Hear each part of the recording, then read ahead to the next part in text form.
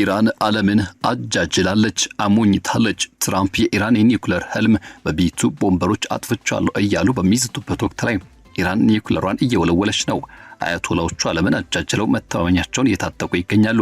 በየቀኑ የሚዘንባው የአሜሪካ ቦምብ ኢራንን ክፉኛ እየጎዳት ነው።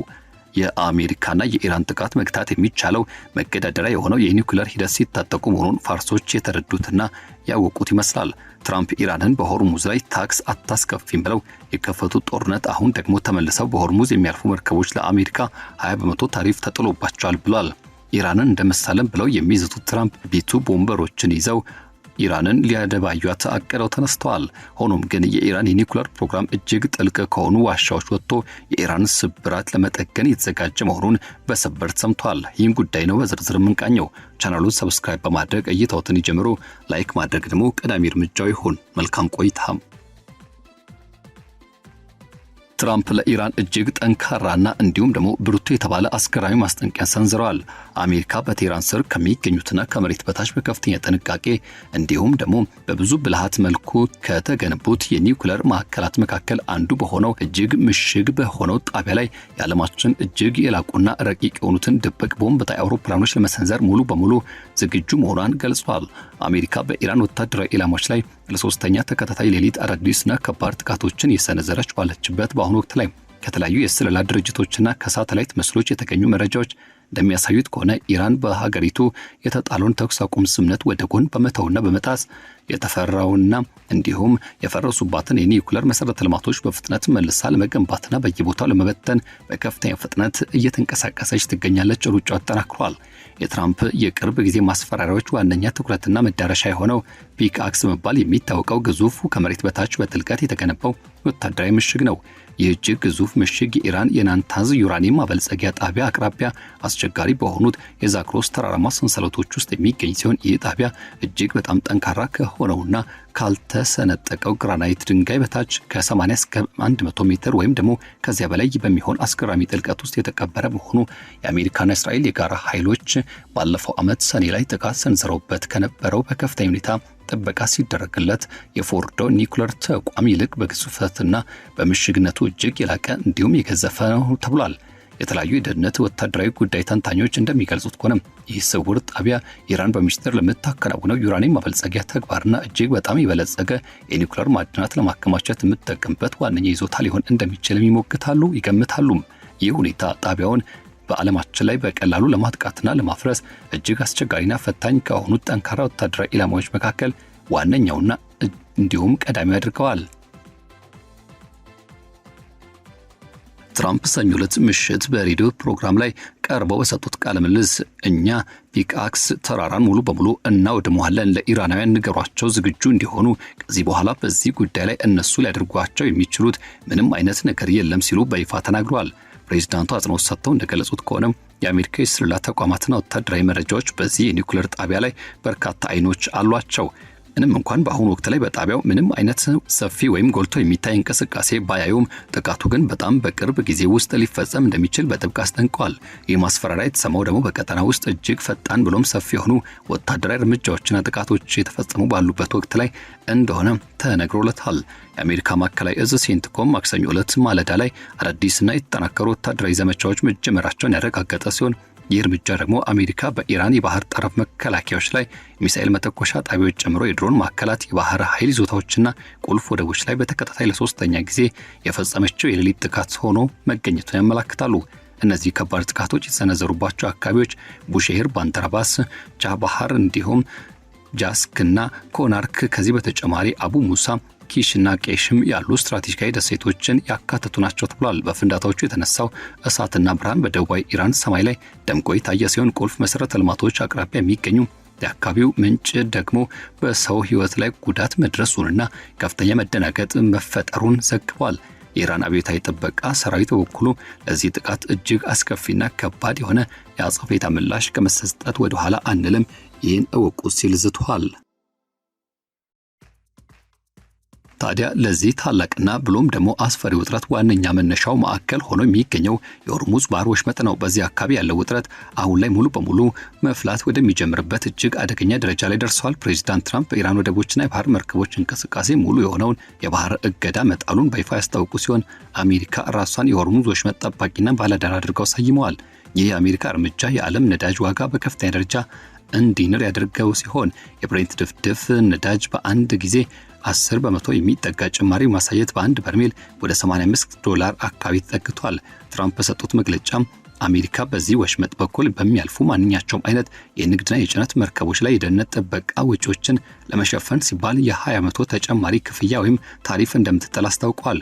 ትራምፕ ለጋዜጠኞች በሰጡት መግለጫ እኛ እጅግ በጣም ሀብታም የሆነውን የዓለማችን ክፍል እየጠበቅንና እያስተዳደርን እንገኛለን፣ ብዙ ገንዘብም እያወጣን ነው። ስለዚህ ለምናደርገው ጥበቃና ደህንነት ዋጋ ተገቢውን ክፍያ ማግኘት አለብን ሲሉ ተደምጠዋል።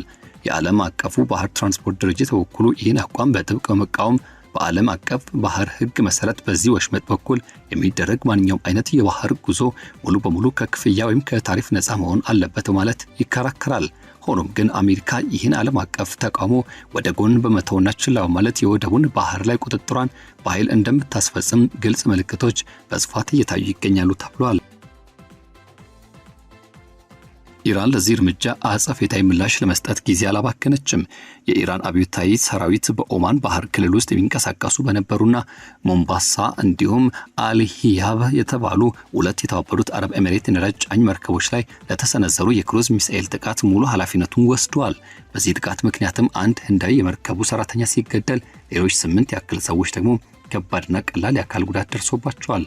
እሳቱን ከመቆጣጠርና ከመጥፋቱ በፊት በመርከቦቹ ላይ በከፍተኛ ሁኔታ ቃጠሎ ተከስቶ ነበር።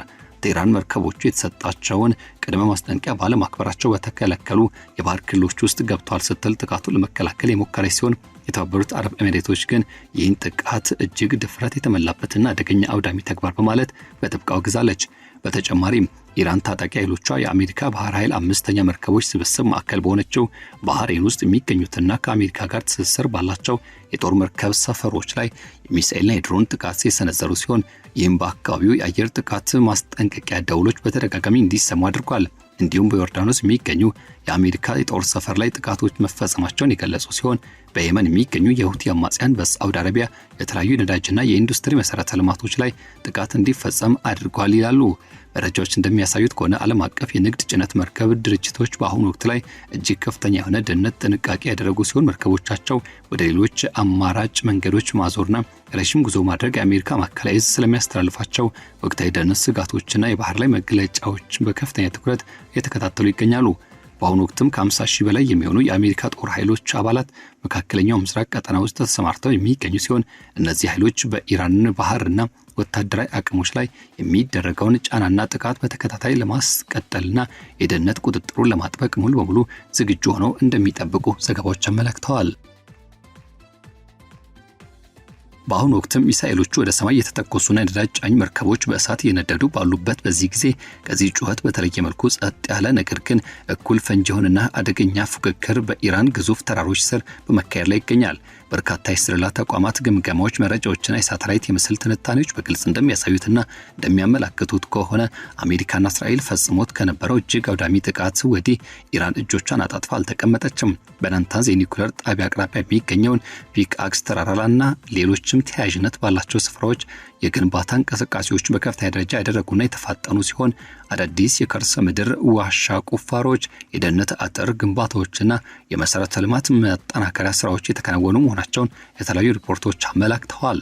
የዲሞክራሲያዊ መከላከያ ፋውንዴሽን የተሰኘው ይህ ተቋም ባለሙያዎችና ሌሎች ታዛቢዎች እንደሚያስገነዝቡት ኢራን ከዚህ ቀደም ተደርገው የነበሩ መግባባቶችና ስምምነቶች የጣሰ በሚመስል መልኩ እጅግ በጣም ከባድ የሆኑትን መደበኛ የጦር መሳሪያዎችና ቦምቦችን እንኳን መቋቋም ወደማይችሉ የከርሰ ምድር ውስጥ ግንባታዎች አቅጣጫ ፊቷን አዙራ በፍጥነት የተጓዘች እንደምትገኝ ገልጸዋል።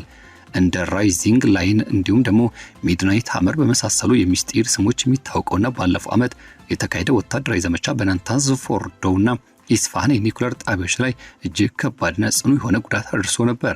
ከራዳር እይታ መሰወር የሚችሉትን ቢቱ ስፒሪት በመባል የሚታወቁ የቦምብ ጣይ አውሮፕላኖች እጅግ ግዙፍ የሆኑና ወደ መሬት ውስጥ ጠልቀው መግባት የሚችሉ የጦር መሳሪያዎችን በፎርዶ ጣቢያ የጣሉ ሲሆን የቶም ሃውክ ሚሳኤሎች ደግሞ ከመሬት በላይ ያሉትን መሰረተ ልማቶች ክፉኛ ደብድበዋቸዋል። ፕሬዝዳንት ትራምፕ እነዚህ ጥቃቶች አስመልክተው ቁልፍ የሆኑ የኒውክሌር ጣቢያዎች ሙሉ በሙሉና እንዲሁም ፈጽሞ ደምስሰናል በማለት አሞካሽተው ነበር። የፔንታገን ግምገማዎች ይህ ጥቃት የኢራንን የኒውክሌር ፕሮግራሞች ከ1 እስከ 2 ዓመት ወደ ኋላ ሊመልሰው እንደሚችልም አመላክተው ነበር። ሆኖም ግን ሾልኮ የወጡ መረጃዎች እንዳመላከቱትና የገለልተኛ የሆኑ ትንታኔዎች እንዳሳዩት ከሆነ የደረሰው ጉዳት ሙሉ በሙሉ የሚያወድም አልነበረም። ማዕድን ማበልጸጊያ ማሽኖች ተበታትነው ተደብቀዋል፣ ክምችቶቹ ወደ ሌላ ቦታ ተዛውረዋል። እንዲሁም ሚስጥራዊ የሆኑ ፕሮግራሞች ሳይነኩ በድብቅ ተጠብቀው ሊሆን እንደሚችል ተገምቷል። ኢራን በጥቂት ወራት ጊዜ ውስጥም የዳግም ግንባታ የመቋቋም ጥረቶቿን ለመጀመር የሚያስችላት በቂ የሆነ የባለሙያ ዕውቀትና የቁሳቁስ አቅም በእጇ እንደነበራትም ይታወቃል። የፒክ አክስ ተራራ የኢራን በጥልቀት የመቅበር ስትራቴጂ ቀጣይ እድገት ደረጃን የሚወክል እንዲሁም ደግሞ በዋነኛነት አዲስ ምዕራፍን የሚፈጥር ነው። ከ80 እስከ 90 ሜትር ጥልቀት ባለው የፎርዶ ጣቢያ እጅግ በላቀ ሁኔታ የጠንካራ የግራናይት ድንጋይ የተከበበና የተወሳሰበ የከርሰ ምድር ምሽግ በአንዳንድ ደህንነት ተንታኞች ዘንድ መደበኛ በሆኑና ምሽግ ሰባሪ ተብለው የሚታወቁ ቦምበሮች በቀላሉ ሊደፈር የማይችል ተደርጎ እየተገለጸና እየተነገረ ይገኛል። እነዚህ አማራጮች አሁንም ድረስ እጅግ ምስጢራዊ ሆነው የተቀመጡ ቢሆንም ፕሬዝዳንት ትራምፕ እና ማስፈራሪያዎቹ አሳሳቢነት ክብደቱ ግን ግልጽ ነው። የአሜሪካ ባለስልጣናት እጅግ የላቁ ሳተላይቶች፣ የስለላ አውሮፕላኖችና የሰው አሰሳ መረቦችን ጨምሮ በርካታ አይኖች እያንዳንዳቸው የኢራን እንቅስቃሴ በቅርበት የተከታተሉ መሆናቸውን በማያሻማ ሁኔታ በግልጽ አስቀምጠዋል። በሌላ በኩል ደግሞ የኢራን ባለስልጣናት እነዚህ ማስፈራሪያና ዛቻዎችን አጣጥለው መተው የግንባታ ስራዎቹ በከፍተኛ ፍጥነት አጠናክረው ቀጥለዋል። የኢራን የውጭ ጉዳይ ሚኒስትር ቃል አቀባይ የአሜሪካን ድርጊቶች የቴህራንን ቁርጠኝነትና ጽናት ይበልጥ የሚያጠናክሩ ጥቃቶች በማለት ይገልጿቸዋል። በፓርቺን ወታደራዊ ግቢ ውስጥም የሚገኘውና ቀድሞ ከኒውክሌር ጦር መሳሪያዎች ጋር ተያያዥነት ያላቸው ከፍተኛ ፈንጂዎች ሙከራ ይደረግበታል ተብሎ ከሚጠረጠረው ታሊጋን 2 በመባል የሚታወቀው ጣቢያ አካባቢ ላይ የታየውና እንዲሁም በዛ ስፍራ ብዙዎች የተመለከቱት ጉዳይ አስደንጋጭ ነው። ሲኤንኤን የተነተኗቸው የሳተላይት ምስሎች እንዳረጋገጡት ከሆነ አዲስ እንቅስቃሴዎች፣ ጊዜያዊ የመሸፈኛ ሂደቶችና ማዕድን ቁፋሮ ስራዎች፣ የተሽከርካሪዎች ማዘዋወር በስፋት የታዩ ሲሆን ይህም የኒውክሌር አቅሞቿን መልሶ ለመገንባት ዓላማ እንዳላት በግልጽ ያመላከተና ያረጋገጠ ተብሎ እንዲታሰብ አድርጓል። ይህ ዳግም የግንባታ ስራ እየተካሄደ ያለው በፈረሰው የተኩስ አቁም ስምምነት ማግስት መሆኑን ቀውሱን ያባብሰዋል። ወርሃ ሐምሌ መጀመሪያ ላይ አሜሪካ ወደ 90 የሚጠጉ የኢራን ኢላማዎች ላይ ጥቃት ከሰነዘረች በኋላ ሙሉ በሙሉ ፈርሷል። ኢራንም ለራሷ ለዚህ እርምጃ በንግድ መርከቦችና በቀጠናው ውስጥ የሚገኙ ሌሎች የጥቃት ኢላማዎች ላይ አጸፋዊ ምላሽ የሰጠች ሲሆን ይህም አሁን ለሚታየው የአሜሪካ ጦር ወታደራዊ ዘመቻ መንስኤ ሆኗል። ፕሬዝዳንት ትራምፕ ኢራንን በክፉ ታማኝነት ወንጅለዋል። ቀደም ሲል የተደረሰው ስምምነት ኢራን ለመፈተን የተዘጋጀ እንደነበርና ሆኖም ግን ኢራን ፈተናውን ማክበር እንዳልቻለች ተናግረዋል። በአንጻሩ የኢራን ዲፕሎማቶች ዋሽንግተን የገባቸውን ቃል ኪዳን አላከበረችም በማለት አጸፋዊ ምላሽ ሰጥተዋል። ፒክ አክስ ተራራን ለማጥቃት ቢቱ ስፒሪት ቦምብ ጣይ አውሮፕላኖች መጠቀም እምቅ እቅድ ተግባራዊ ከሆነ የሁኔታ ግጭቱን ወደ ላቀ የውጥረት ደረጃ ያሸጋግረዋል። እነዚህ ከራዳር እይታ መሰወር የሚችሉ አውሮፕላኖች 30,000 ፓውንድ የሚመዝኑ እጅግ ግዙፍ ወደ መሬት ውስጥ ጠልቆ የሚገባ ቦምብ በመሸከምና መጣል የሚችሉ ብቸኛ መሳሪያ ሲሆኑ በቅርቡ ወታደራዊ ብቃታቸውን በተግባር አሳይተዋል። በፎርዶ ጣቢያ አየር ማስገቢያ ቱቦች ላይ በተከታታይ የተፈጸሙት ጥቃቶችም ወደ ተራራው ስብስብ ምሽግ ውስጥም በጥልቀት ሰርስረው መግባት የሚችሉ እንደሆኑ የተነገረ ቢሆንም ያን ግን ሳያደርጉ ቀርቷል። በፒክ አክስ ተራራ ላይም ተመሳሳይ አካሄድ ሊሞክሩ ይችላሉ። ነገር ግን የደህንነት ባለሙያዎች እንደሚያስጠነቅቁት ጣቢያው ያለው እጅግ የላቀ ጥልቀት ምናልባትም GBU 57 ቦምብ ተነድፎ ከተሰራበት የመግባት አቅም በላይ ሊሆን ስለሚችል በተደጋጋሚ ጥቃቶች ወይም ደግሞ አዳዲስ የጦር ስልቶች ካልታገዘ በስተቀር የጥቃቱ ውጤታማነት የተገደበ መሆኑን በማንሳት ጭምር ጥርጣሬያቸውን ይገልጻሉ። ታዲያ የአሜሪካ ኃይሎች የኢራንን የኃይል በፋርስ ባህረ ሰላጤ ማሳየት አቅም በማዳከም ላይ ያተኮሩ ትክክለኛ ቀጣይነት ያላቸው ወታደራዊ ዘመቻዎችን ይሁንኝ ብሎ ተያይዘዋል። የአሜሪካ ማዕከላዊ ሴንትኮም መግለጫ የዘመቻው ዋነኛ ዓላማ ንጹሃን ዜጎችና ንግድ መርከቦችን እንቅስቃሴ መጠበቅ መሆኑን ያበክራል። ከ5 ሰዓታት በላይ በፈጁት ጥቃቶችም በዋነኛነት የባህር ዳርቻ መሰረተ ልማቶች ስልታዊ የሆኑ ድብደባ የተካሄደ ሲሆን ይህም በሆርሙዝ ወሽመጥ ላይ የተደቀኑትን አደገኛ ገለልተኛ ሁኔታዎችን ለማድረግ ያለመ ነው ተብሏል። ኢራን አጸፋዊ ምላሾችም ሚዛናዊ ያልሆነ የጦርነት ስትራቴጂ አካሄደን በግልጽ የሚያሳዩ ናቸው። በባህረ ሰላጤው ሀገራት ለሚዘንቡ ሚሳኤል ጥቃቶች፣ በነዳጅ ጫኝ መርከቦች ላይ የሚሰነዘሩ ጥቃቶችና በሁቲ አማጽያን በኩል በተኪያሎች የሚፈጸሙ ተግባራት ይገኙበታል። የአሜሪካ ወታደራዊ ዘመቻዎች ወደ ሌላ አዲስ ምዕራፍ ሲገቡ ዘመቻው ርዝመትና ይኸው ጊዜ በስፋት ዙሪያ በርካታ ጥያቄዎች ተነሱ ነው። ፕሬዝዳንት ትራምፕ ጥቃቶቹ ዛሬ ማታና ነገ እንዲሁም ምናልባት ለሳምንታት ሊቀጥሉ እንደሚችሉ ፍንጭ ሰጥቷል። የአሜሪካ ማዕከላዊ ዕዝ የኢራን አቅም ለማዳከም ቀጣይነት ያለው ጫና እንደሚያደርግ አመልክቷል። ለኢራን ወደፊት ያለው መንገድ የመቋቋም አቅምን ማሳደግ ደግሞ ግንባር ቀደምና የኒው ግንባታ ማጠናከር ሂደት ምናልባትም ከኒውክሌር ጋር የተያዙ እንቅስቃሴዎችን ይበልጥ ማሰራጨትን ያካተተ ሊሆን ይችላል ተብሎለታል።